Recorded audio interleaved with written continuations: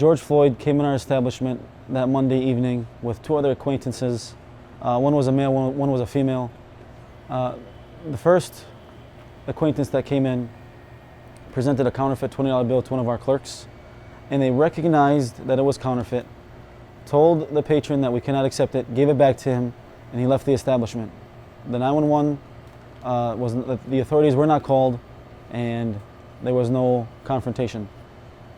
About 15 minutes later, Mr. Floyd entered our establishment with another counterfeit $20 bill, and the clerk accepted the bill and did not realize it was counterfeit until after Mr. Floyd left the establishment.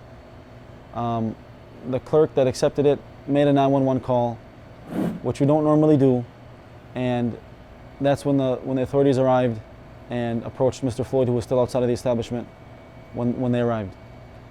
Who was also African American, went outside and tried to intervene and tell the officer to remove his knee from the guy's neck, and he couldn't breathe, and he was pushed away by one of the officers over the curb twice.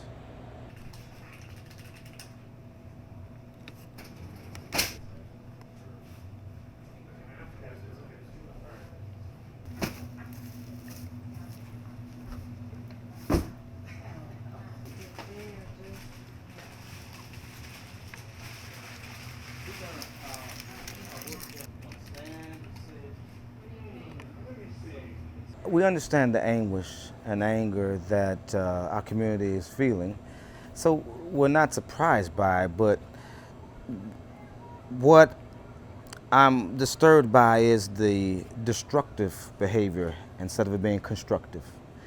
And so I think they've neglected to acknowledge the power that they have now. Listen, the expeditious firing of 4 officers is absolutely unheard of.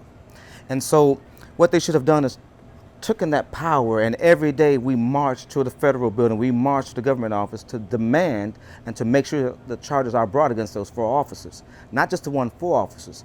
But when you start destroying your community, then where do we go from here? If you've seen any of the destruction, the rebuild is going to be huge and long.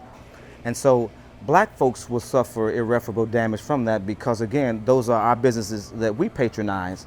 And so are we expected to go out into the white neighborhoods where we're unwelcomed, or you'll see more police brutality?